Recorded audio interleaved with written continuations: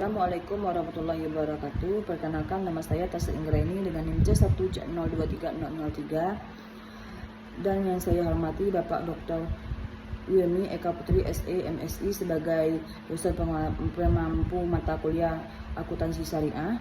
Di sini saya akan menjelaskan pengertian akad murabahah, jenis akad murabahah, dasar syariah, perlakuan akuntansi PSAK 102, ilustrasi kasus akad murabahah. Selanjutnya yaitu akad murabahah merupakan salah satu akad yang paling banyak digunakan dalam praktik ekonomi syariah, khususnya pada lembaga keuangan seperti bank syariah. Akad ini pada dasarnya adalah transaksi jual beli di mana penjual menyebutkan secara transparan harga pokok barang dan menambahkan margin keuntungan yang telah disepakati dengan pembeli. Prinsip utama dalam murabahah adalah kejujuran, keterbukaan, dan kesepakatan bersama, sehingga kedua belah pihak memahami secara jelas hak dan kewajibannya. Dalam konteks modern, murabahah menjadi solusi alternatif bagi masyarakat yang membutuhkan pembiayaan tanpa harus terlibat dalam sistem bunga yang dilarang dalam Islam. Seiring berkembangnya ilustrasi keuangan syariah, akad murabahah tidak hanya dipahami secara sederhana sebagai jual beli, tetapi juga memiliki sebagai jenis dan mekanisme yang disesuaikan dengan kebutuhan masyarakat. Selanjutnya itu pengertian akad murabahah. Akad murabahah merupakan salah satu bentuk akad dan ekonomi syariah yang berbasis pada prinsip jual beli dengan penetapan keuntungan secara transparan.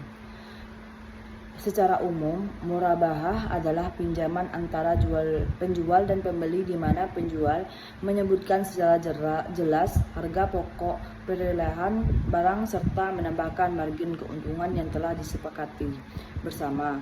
Dalam akad ini, unsur kejujuran dan keterbukaan menjadi hal yang sangat penting karena pembeli harus mengetahui secara pasti beberapa harga asli barang dan beberapa keuntungan yang dibeli oleh penjual. Dengan demikian, transaksi yang terjadi menghindari dari unsur penipuan atau tadlis dan ketidakjelasan atau gharar yang dilarang dalam Islam. Selanjutnya yaitu jenis akad murabahah.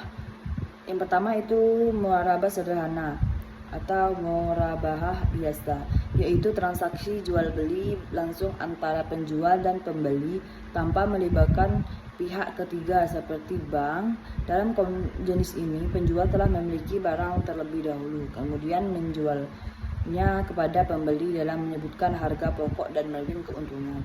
Pembayaran dapat dilakukan secara tunai maupun cicilan sesuai kesepakatan. Yang kedua, murabahah berdasarkan pesanan, yaitu murabahah yang dilakukan atas dasar permintaan atau pesanan dari pembeli. Dalam praktik perbankan syariah, nasabah terlalu dahulu mengajukan permintaan kepada bank untuk membeli suatu barang. Yang ketiga yaitu murabahah yang membayarkan tangguh, yaitu transaksi murabahah di mana pembayaran dilakukan secara angsuran dalam jangka waktu tertentu.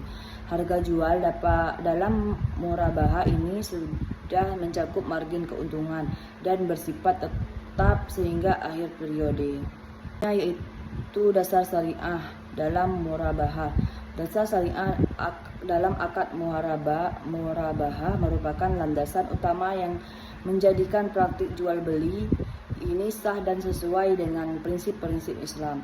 Murabahah pada dasarnya adalah bagian dari akad jual beli yang diperolehkan dalam Islam selama memenuhi rukun dan syarat yang telah diterapkan, seperti adanya penjual, pembeli, objek transaksi yang halal, serta adanya ijab kabul.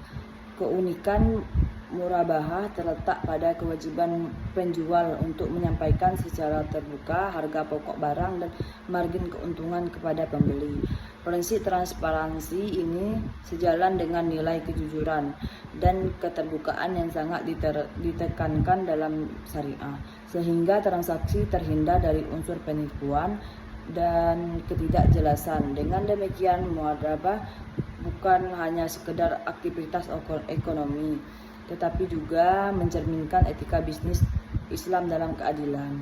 Selanjutnya yaitu perlakuan akuntansi PSAK 102. Perlakuan akuntansi dalam akad murabaha di Indonesia diatur dalam PSAK 102 yang diterbitkan oleh Ikatan Akuntan Indonesia sebagai pedoman bagi entitas syariah dalam mencatat dan melaporkan transaksi secara transparan dan akuntabel. PSAK 102 mengatur sebagai aspek penting mulai dari pengakuan, pengukuran, penyajian hingga pengungkapan transaksi murabaha. Dalam akad murabaha pada dasarnya terjadi transaksi jual beli di mana penjual, misalnya bank syariah, membeli barang terlebih dahulu kemudian menjualnya kembali kepada pembeli nasabah dengan harga yang terdiri dari harga pokok ditambah margin keuntungan yang telah disepakati, yaitu ilustrasi kasus akad murabaha. Ilustrasi kasus akad murabaha dapat dilihat dari praktik pembiayaan yang dilakukan oleh lembaga keuangan syariah dalam memenuhi kebutuhan nasabah. Misalnya, seorang nasabah ingin membeli sebuah sepeda motor untuk keperluan usaha dengan harga 20 juta rupiah, namun tidak memiliki dana yang cukup untuk membayar secara tunai.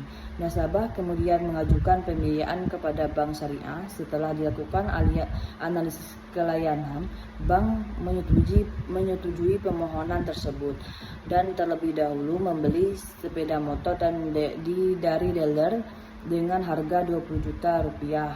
Selanjutnya, bank menjual kembali motor tersebut kepada nasabah dengan harga 24 juta rupiah yang sudah termasuk margin keuntungan sebesar 4 juta rupiah. Harga jual ini telah disepakati di awal akad dan tidak berubah selama masa perjanjian. Nasabah kemudian membayar secara angsuran, misalnya selama 24 bulan, sehingga cicilan per bulan sebesar 1 juta rupiah.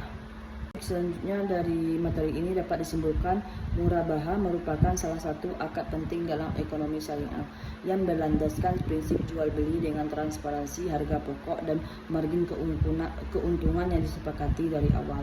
Akad ini memiliki sebagai jenis yang fleksibel sesuai kebutuhan, didukung oleh dasar syariah yang kuat dari Al-Quran, hadis dan serta ijma' ulama, sehingga menjaminkan kehalalan dan keadilan dalam transaksi.